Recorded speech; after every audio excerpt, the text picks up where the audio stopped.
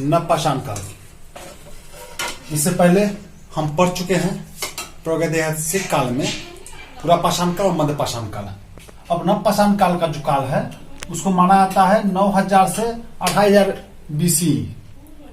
लेकिन भारत में इस काल की शुरुआत 7000 BC से माना जाता है, इसलिए मैंने यहाँ पर मेंशन कर दिया ताकि बाद में आपको कोई कंफ्यूजन ना हो।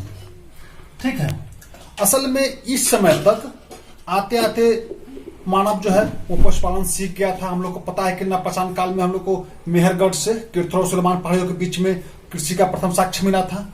पशुपालन सीख चुका था मानव अच्छे तरीके से करने का। वो कुत्तों को पालना सबसे पहले शुरू किया था, उसके बाद और भी जानवर पालना उन्होंने शुरू कर दिया था। साथ ही साथ आप देखे होंगे कि इस काल में जो मेगालिथ मिले हैं, बहुत बड़े बड़े शव, विशाल शवाधान के नमूने जो है इस काल में देखने को मिले हैं। इस काल में यहाँ पर उसका मेंशन में लिख देता हूं यहाँ पर, ठीक है ना। विशाल शवाधान जो है इसका मैंने मेंशन इसमें नहीं किया था।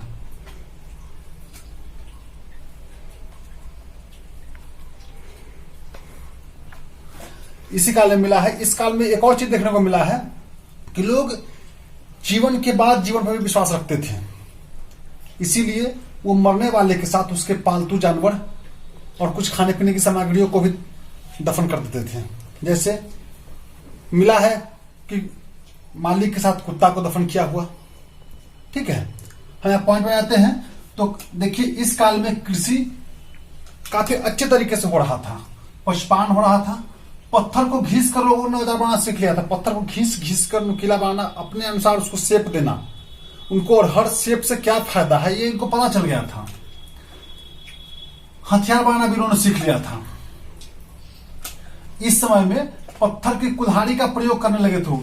हम देखते हैं कि विभिन्न प्रकार के मृद भांडों का उपयोग उन्होंने शुरू किया। असल में जब अनाज की खेती शुरू हुई होगी तो उसको एक जगह से दूसरी जगह ले जाने के लिए उन्होंने धीरे धीरे मिट्टी के कुछ ऐसे बर्तन जो सीधा होगा, फिर धीरे धीरे उनको मोड़ा होगा। उनको लगा कि मोड़ देने से वो ज्यादा आसान है रखना। होते होते वो मृद भांड पूरा मटका वगैरह बनाना शुरू कर दिए थे। ठीक है ना, इस काल में लोग काफी कुछ समझ गए थे। मिट्टी का बर्तन मटका बनाना, उसको उन्होंने रंगना तक सीख लिया था। काले रंग से रंगना, दूसरा रंग से रंगना, सब रंग से रंगना भी उन्होंने सीख लिया था। इसके अलावा ग्राम समुदाय का आरंभ हो गया था। कहता है कि मानव जो है इस काल में अस्थायी रूप से निवास करने लगा था। साथ ही उन्होंने ग्राम समुदाय का विकास कर लिया था। सब मिलकर कैसे एक समुदाय में रहते हैं, कार्य का बंटवारा करना आपस में, और ग्राम समुदाय संचालित करना, ये सब इनको पता हो गया था। देखिए इनका जो मृदभांड था पहले, हाँ, गोलाकार और आयताकार घर, जिस घर में लोग रहते थे गांव में, वो घर अधिकांश तो गोलाकार और आयताकार मिला है। जैसे आयताकार घर का जो है हम लोग मेहरगढ़ से भी देखते हैं कि आयताकार घर मिला है। तो गोलाकार और आयताकार घर मिला है जो मिट्टी और सरकंडों का बना होता था। घर बनाने में लोग मिट्टी और सरकंडे का इस्तेमाल करते थे। जैसे मिट्टी का दीवार वगैरह बनता था और सरकंडे की छत बनाते थे। इसके अलावा कृषि जो है सबसे प्रथम कृषि माना गया है जौ को।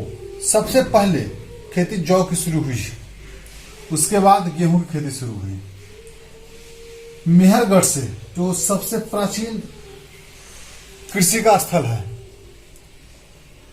उसको मेहरगढ़ से हम लोग को जौ, गेहूं, खजूर, कपास, कच्ची ईंट का आयताकार घर ये सब मिला है। मैंने बताया था कि उस काल में लोग गोल और आयताकार घरों में रहा करते थे। तो आयताकार घर जो है मेहरगढ़ से प्राप्त हुआ है। कोल्डीवा, इलाहाबाद से चावल के प्राचीनतम साक्ष्य प्राप्त हुए हैं। वैसे आपको बता दें कि प्राचीनतम साक्ष्य में जो है अभी चावल के माना गया है लेहुरा देव। ठीक है, यहां हम लिख ही देते हैं। अभी जो है लेहुरा देव को माना गया है कि प्राचीनतम चावल का उत्पादन है।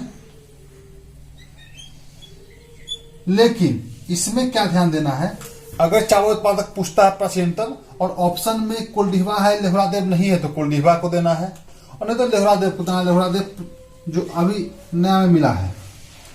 अच्छा, इसके अलावा देखिए कश्मीर के ब्रुज होम में मालिक के साथ साथ कुत्ते का कब्र मिला है, जो आपको मैंने बताया था कि इस काल के लोग जीवन के बाद जीवन में, यानी कि पोस्ट लाइफ में विश्वास रखते थे। लोग मानते थे कि जीवन के बाद भी एक जीवन है, वहां भी लोगों को कुछ चाहिए। जैसे आज हम लोग करते हैं कि मरने के बाद लोगों को हम लोग दान करते हैं, उनके खाने पीने की सामग्रियां, उनके दैनिक इस्तेमाल की सामग्री, ये सब दान करते हैं, समझते हैं कि वो जहां भी उनको उसकी जरूरत पड़ेगी। उसी आप ये देखते होंगे श्राद्ध क्रम में उस समय कुत्ते दफन होते थे कि साथ में उनके पालतू जानवर भी। चिरांग जो है बिहार का, वहां से हड्डी के औजार मिले हैं।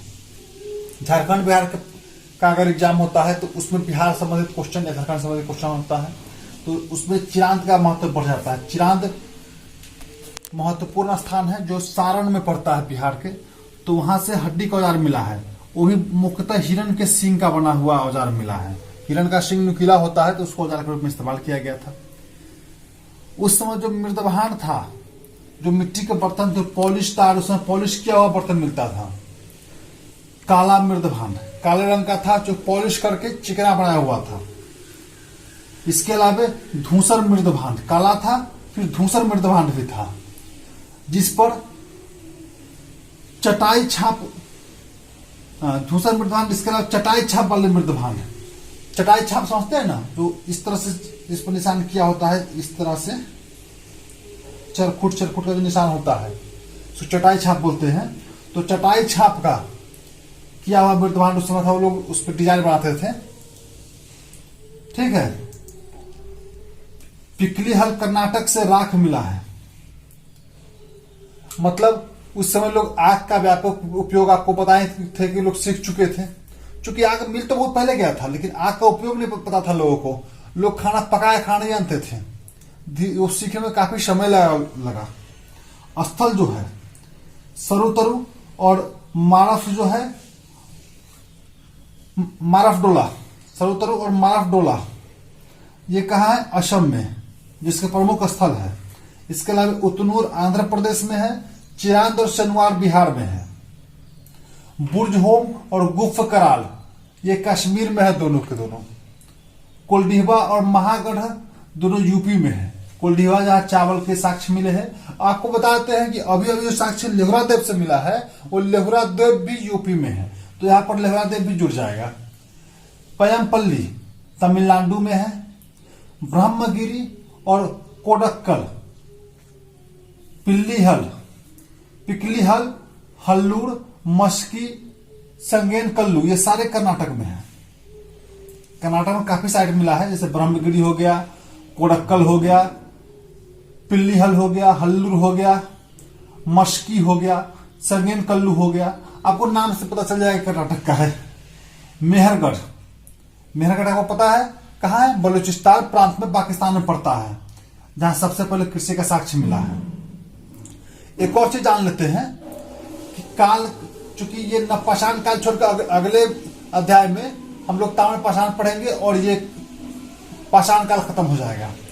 तो काल विभाजन, जो कि ये उपलब्ध साधन के आधार पर, जो हम लोग का अध्ययन का साधन था उसके आधार पर जो किया गया है, वो किया था जॉन ब्रुश ने। जॉन ब्रुश के लेकर एक प्रश्न पूछ दिया था यूपीपीएससी में, उसमें था कि जॉन ब्रुश क्या है, और उसमें आंसर था वो भूगर्भ वैज्ञानिक है। इस बात को याद रखिएगा कि जॉन ब्रुश भूगर्भ वैज्ञानिक थे। उन्होंने काल विभाजन किया था उपलब्ध अध्ययन के साक्ष्य के आधार पर, अध्ययन के साधन के आधार पर किया था। बाद में क्रिस्टन जॉन जॉनसन, ये नाम भी याद रखना है, इन्होंने त्रियुगीन विभाजन किया था। प्रश्न आया था कि त्रियुगीन विभाजन किसने किया था? त्रियुगीन विभाजन क्रिस्टन जॉन जॉनसन किए थे। असल में इन्होंने उपलब्ध धातु के आधार पर युग का विभाजन किया। प्रागैतिहासिक काल को पाषाण काल कहा था। पाषाण युग, प्रागैतिहासिक काल को पाषाण युग कहा था। आधि ऐतिहासिक काल को वे कांस्य युग कहते हैं, क्योंकि उस समय कांसा बनना शुरू हो गया था, कांसे के हथियार बर्तन वगैरह मिले हैं हड़प्पा और काल में, तो उसको कांस्य युगीन कहा गया है। और बाद में ऐतिहासिक काल को लौह युगीन कहा है। तो त्रियुगीन में जाना जाता है कि इनको क्रिश्चियन जॉनसन का।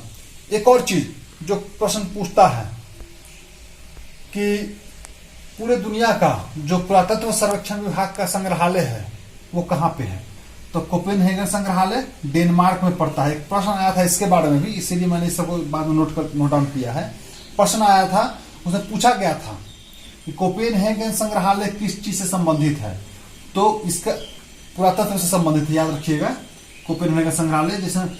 और अब आता है कि अगर पुरातत्व जो है वो दुनिया का पूछ सकता है, भारत है पूछ सकता है, भले पूछा नहीं है, तो भारत का जो पुरातत्व है, पुरातत्व संग्रहालय है वो है मानव संग्रहालय, जिसका अभी नाम हो गया है इंदिरा गांधी मानव संग्रहालय। तो पूछ सकता है पुराना नाम क्या था, तो मानव संग्रहालय भोपाल। नया नाम क्या था, तो इंदिरा गांधी मानव संग्रहालय भोपाल। इसके अलावा एक और प्रश्न इससे बनता है कि मानव संग्रहालय भोपाल जब किस मंत्रालय के अंदर में आता है, तो ये संस्कृति मंत्रालय के अंदर में आता है भारत में, शिक्षा मंत्रालय के अंदर नहीं आता है, इसको याद रखिएगा। ठीक है, चलिए आज के लिए इतना ही। कल आपको ताम्र पाषाण काल करा के मैं प्रयास करूंगा कि इसको खत्म करके और फिर सिंधु घाटी में हम लोग आ जाते हैं।